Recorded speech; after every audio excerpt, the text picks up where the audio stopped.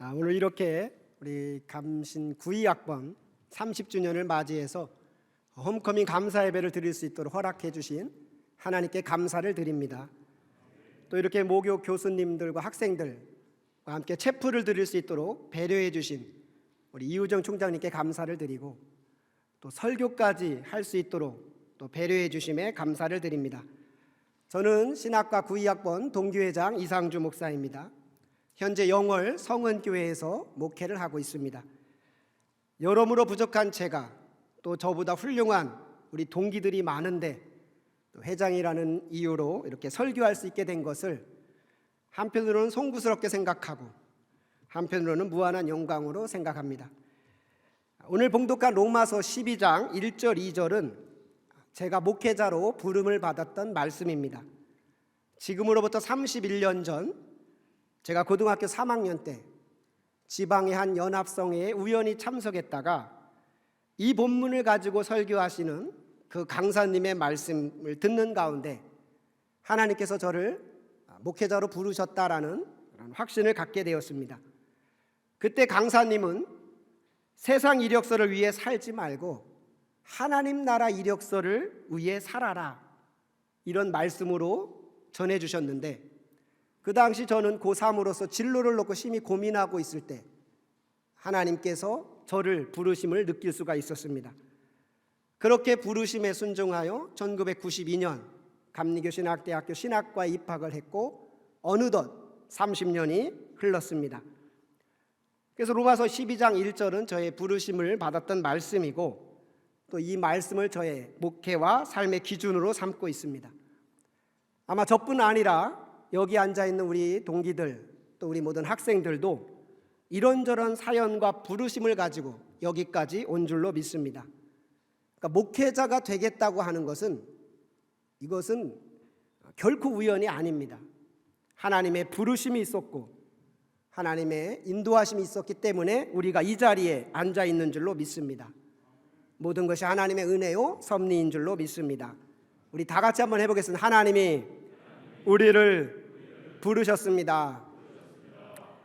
중요한 것은 하나님의 부르심에는 후회하심이 없다라는 거예요. 하나님은 실수하지 않으십니다. 하나님은 한 사람 한 사람을 부르실 때 하나님의 뜻을 가지고 부르신다라는 것입니다. 그러기에 우리는 매사에 하나님의 뜻을 분별해야 되는 것입니다. 나를 향하신 하나님의 선하시고 기뻐하시고 온전하신 뜻을 분별해야 되는 것입니다. 로마서 12장 2절에 이렇게 말씀했죠. 너는 이 세대를 본받지 말고 오직 마음을 새롭게 함으로 변화를 받아 하나님의 선하시고 기뻐하시고 온전하신 뜻이 무엇인지 분별하도록 하라. 부르심을 받은 우리는 날마다 하나님의 뜻을 분별해야 될 줄로 믿습니다. 제가 지금으로부터 24년 전 1998년 1월 강원도 영월로 목회를 나가게 됐습니다. 저는 그 전까지만 해도 목회는 서울이나 서울 근교에서만 해야 되는 줄 알았습니다. 근데 하루는 담임 목사님이 신학교도 채 졸업하기도 전에 1월에 목회를 나가라, 그것도 영월이다 했을 때 저는 정말 나가기가 싫었어요. 그래서 우리 동기 형을 불러서 감신대학 카페에서 형, 나 목회 나가기 싫어, 그렇게 투정을 부렸던 생각이 납니다. 정말 도살장에 끌려가는 소처럼, 또 군대 다시 가는 기분으로 트럭을 타고 제가 갔는데 맨 앞자리에 앉아서 가는데, 지금은 영월 가는 길이 참 좋아졌어요. 근데 그때는 꾸불꾸불 가는데 같이 갔던 후배가 형, 군대 가는 것 같다 그러더라고요. 정말 그런 마음으로 영월이라는 곳에 갔습니다. 왜 하나님이 나를 여기까지 보냈을까? 그러면서 갔는데 얼마 후 저는 하나님의 부르심을 알 수가 있었습니다. 제가 부임하기 전 6년 전에 성은교회는 개척이 됐는데요, 동네에 쓰지 않는 마을회관을 개조해서 개척을 했습니다. 저는 처음 본 성은교회 모습의 실망 그 자체였어요. 사진 한번 볼 수 있을까요? 사진, 네, 저게 처음 봤을 때 성은교회 모습입니다. 저도 충남 공주 시골 출신이지만 저런 교회는 처음 봤어요. 또 한 장 보면 또 있을 것 같은데, 네, 저 문을 열고 들어가는데 와, 진짜 내가 잘못 왔다, 그런 생각으로 들어갔습니다. 인사구역회를 했어요. 하고 나니까 전임 목사님이 파일 하나를 주더라고요. 시간 날 때 읽어보세요. 제가 이사 준비 때문에 일주일 만에 이사를 해야 되면서 그걸 볼 시간이 없었어요. 그리고 그 다음 며칠 뒤에 이사를 가고, 그때 제가 총각이었습니다. 긴 밤에 그 파일을 보기 시작했는데 내가 도무지 알 수 없는 용어들이 있어요. 근데 그게 법적인 용어들이더라고요. 그 중에 분명한 말은 이런 말이었어요. 성원교회는 철거하고 떠나라. 저 교회조차도 쫓겨날 상황이었던 것이에요. 그 당시 마을회관을 우리가 교회가 돈을 주고 샀을 때는 그 땅이 동네 땅이라서 건물값만 주고 샀는데, 무슨 일인지 몇 년 만에 그 동네 땅이 다른 사람에게 넘어갔습니다. 그러면서 그 사람은 교회를 떠나라고 했고 법정 소송까지 전임 목사님 때 갔는데 졌어요. 그러면서 첫대 1대 목사님이 가시고 2대 목사님까지 이제 가시려고 했고, 저는 아무것도 모르는, 정말 모르는 제가 거기를 간 거예요. 3대로. 그때 제가 이제 대학원을 다니기 시작을 했습니다. 98년 3월부터 영월에서 기차를 타고 서울로 오면서 공부를 한 것보다는 선배님들하고 또 동기들한테, 야, 이거 교회 어떻게 해야 되느냐, 이거 쫓겨나야 되는데 어떻게 해야 되지, 이거 상의하기 시간이 바빴습니다. 그리고 수업이 끝나면 또 서울의 큰 교회들을 다니며 성원교회를 도와달라 이렇게 요청하며 다녔던 기억이 납니다. 그런 하나님의 크신 은혜 가운데 그 다음에 땅을 샀고 그 다음에 성전 건축을 했습니다. 한번 사진 한번 보여주실까요? 이런 모습으로 건축이 됐습니다. 다른 데 같으면 막 박수도 한번 치던데, 하나님께 영광을 돌립니다. 이 건축이 끝나고 저는 하나님 날 이곳에 부르신 이유를 알았습니다. 아무런 연고지가 없는 그곳이지만 부족한 저를 통해서 또 쫓겨나 10명의 교인들과 함께 땅을 사고 건축하게 하신 하나님의 뜻을 알 수가 있었습니다. 이렇게 하나님의 부르심에는 뜻이 있다라는 것이에요. 아마 여기 앉아있는 우리 동기들도 그런 뜻을 가지고 또 그런 뜻에 순종하며 30년 동안 달려온 줄로 믿습니다. 아마 저보다 더 큰 간증들, 더 큰 일들이 많은 경험을 하고 여기까지 왔습니다. 여기 앉아있는 우리 모든 학생들, 또 줌으로 예배드리는 모든 학생들도 마찬가지입니다. 하나님께서 여러분을 부르셨고 하나님의 부르심에는 분명한 뜻이 있는 줄로 믿습니다. 그곳이 어디든 하나님은 그 뜻이 있는 것입니다. 제가 영월로 갈 때만 해도 그 뜻을 몰랐어요. 그러나 가고 나서 시간이 지나니까 하나님이 이래서 나를 보내셨구나, 귀도 막게 하시고 그런 소리가 전혀 정보를 안 듣게 하시고, 제가 만약에 그 전에 알았으면 더 안 갔겠죠. 그런 상황을 전혀 모른 채 가게 하시고, 그리고 하나님이 이루심을 보게 되었습니다. 오늘날 코로나 시대를 겪으면서 사회도 어렵지만 교회도 참 어렵습니다. 많은 사람들이 교회를 부정적으로, 교회의 미래를 부정적으로 말하고 있습니다.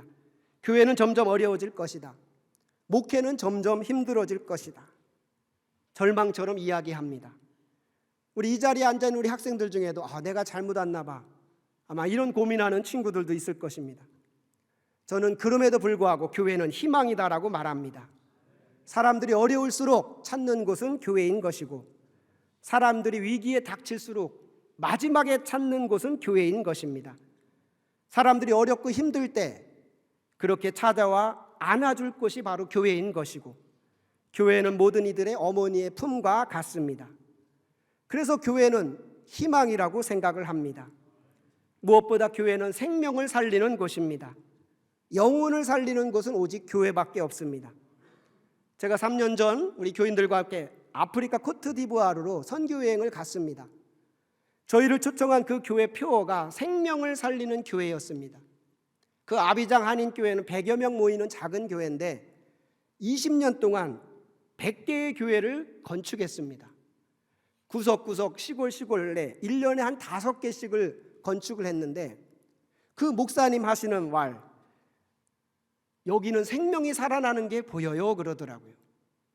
시골 정말 어두운 그런 곳, 암울한 그곳에 교회가 하나 들어가면 개인이 살아나고 가정이 살아나고 교회가 살아나더라는 것입니다. 마을이 살아나더라는 것이에요. 그래서 그 교회 피원은 생명을 살리는 교회로 정했고 20년 동안 정말 장로님들과 성도님들이 합쳐서 100개 이상의 교회를 건축한 것입니다. 저는 그곳을 다녀오고 우리 교회 피워도 생명을 살리는 교회를 정했습니다. 교회는 희망이고 교회는 하나님의 분명한 뜻이 있는 줄로 믿습니다. 비록 교회 안에 사람들이 부족하고 실수해서 매스컴에도 나오고 하지만 그럼에도 불구하고 분명한 것은 교회는 하나님이 함께 하십니다. 제가 아무것도 모르는 26살에 목회를 나가고 한 번도 해보지 않았던 땅, 또 등기 이전, 또 건축 이런 걸 경험하면서 제가 절실히 깨달은 것은 하나님은 살아계시다라는 것입니다. 지금도 그 하나님은 살아계십니다. 하나님이 살아계시고 그 살아계신 하나님이 우리와 함께 계신 한 교회는 희망이고 목회도 희망이라고 믿습니다. 절망이라고 우리도 같이 절망하면 안 됩니다.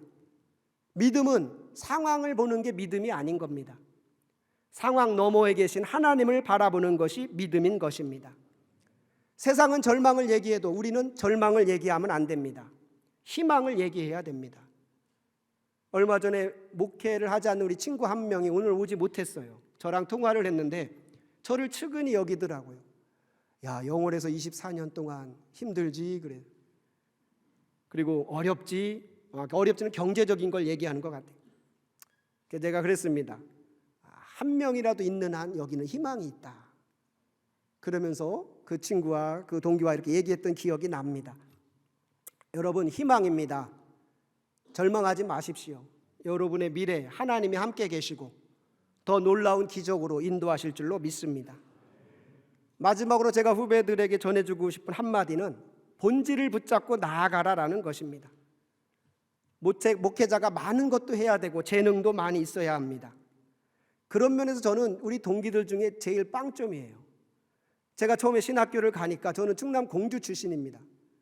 동기들은 서울 또 대도시 출신들이고 목사님 자녀들, 장로님 자녀들 얼마나 대단한지 몰라요. 기타도 잘 치고 노래도 잘하고. 야, 이거 목회는 재능이 없으면 못하겠구나. 그렇게 생각했던 기억이 납니다. 실제 또 혼자 목회를 하다 보면 건축도 해야지, 또 컴퓨터도 해봐야지, 찬양도 해야지, 행정도. 우리가 해야 될 게 너무나 많아요. 그러나 하나님은 그 어떤 것보다 더 중요하게 여긴 게 있더라고요.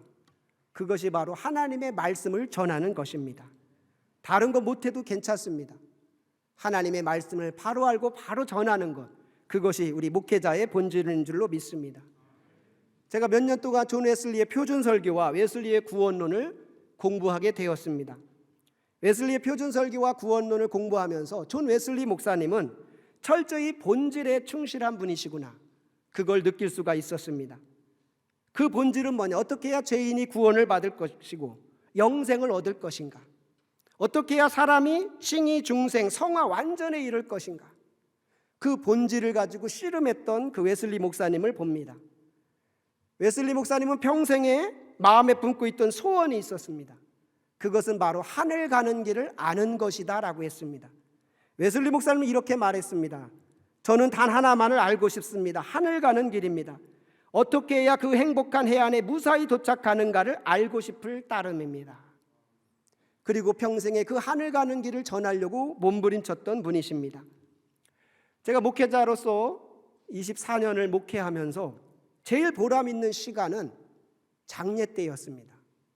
교인 장례를 치룰 때, 내가 정말 목회자로서의 의미가 있구나. 그래서 정말 한 분을 장례를 잘 치르고 천국에 보내드릴 때, 이게 하나님이 나를 부르신 뜻이구나. 그래서 장례를 지낼 때, 목회자가 정말 필요하고 중요하구나 또 느끼게 됩니다. 우리는 하늘 가는 길을 더 밝히 알아야 되는 것입니다. 웨슬리 목사님은 성경을 통해 그걸 알았다 그랬어요. 그리고 자신은 한 책의 사람, 성경의 사람이 되기를 결단했습니다. 다른 재주가 없을 수도 있습니다. 재능이 없을 수도 있어요. 그러나 우리가 하나님의 말씀을 안다면, 그 말씀을 바로 전한다면 최고의 목회자인 줄로 믿습니다. 철저히 본질을 붙잡고 씨름하시고 성도들에게, 한 영혼에게 그걸 제대로 전하면 하나님은 그것이 바로 하나님의 뜻이다라고 말할 것입니다. 하나님은 그걸 위해서 우리를 목회자로 또 신학자로 부르신 줄로 믿습니다. 오늘 말씀을 정리합니다. 하나님이 우리를 부르셨습니다. 하나님의 부르심에는 후회하심이 없습니다. 하나님의 부르심에는 뜻이 있습니다. 아무리 시대가 힘들고 어려워도 하나님은 우리를 향한 부르심의 뜻은 변함이 없습니다. 시대가 힘들고 교회가 힘들다고 포기하면 안 됩니다. 어쩌면 시대가 힘들고 어려울 때 부르심을 받은 우리는 사명이 더 중요합니다. 하나님 우리에게 생명을 살리라고, 영혼을 살리라고, 또 더 많은 사람들에게 하늘 가는 길을 소개하라고 우리를 부르신 줄로 믿습니다. 사랑하는 후배 여러분, 하나님이 여러분을 부르셨습니다. 여러분을 부르신 하나님께 감사하시고, 여러분을 부르신 하나님의 뜻을 분별하시고 하나님을 기쁘시게 하는 사명자가 되시기를 간절히 축원합니다. 기도하겠습니다. 지금도 살아 역사하신 하나님 아버지, 하나님께서 우리 한 사람 한 사람을 부르신 줄 믿습니다. 하나님의 부르심에는 뜻이 있습니다. 날마다 하나님의 선하시고 기뻐하시고 온전한 뜻이 무엇인지 분별하게 하옵소서. 아무리 시대가 힘들고 어려워도 우리를 향한 하나님의 뜻은 변함이 없는 줄 믿습니다. 존 웨슬리 목사님처럼 본질을 분명히 알고 그 본질을 부지런히 전하는 우리 모두가 되게 하옵소서. 오늘 이렇게 감신대 구의학번 입학 30주년 홈커밍 감사 예배를 드릴 수 있도록 은혜 베풀어 주심을 감사합니다. 지난 날을 돌아보니 모든 것이 하나님의 은혜입니다. 앞으로 더욱 부르심에 순종하며 나아가는 구의학번 동기들이 되게 하옵소서. 사랑과 은혜 많으신 하나님 아버지, 모교 감리교 신학대학에 크신 은혜를 베풀어 주옵소서. 1887년 국내 최초로 감리교 신학대학교를 이 땅에 세워주시고 지난 135년 동안 수많은 목회자들과 신학자들이 이곳을 통해 나오게 하심을 감사드립니다.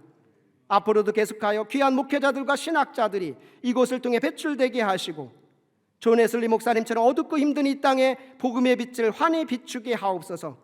총장님이야 모든 교수님들에게 힘과 용기를 주시고 모든 학생들에게 믿음과 비전을 더하여 주옵소서. 감사를 드리며 우리 주 예수 그리스도의 이름으로 기도하옵나이다. 아멘.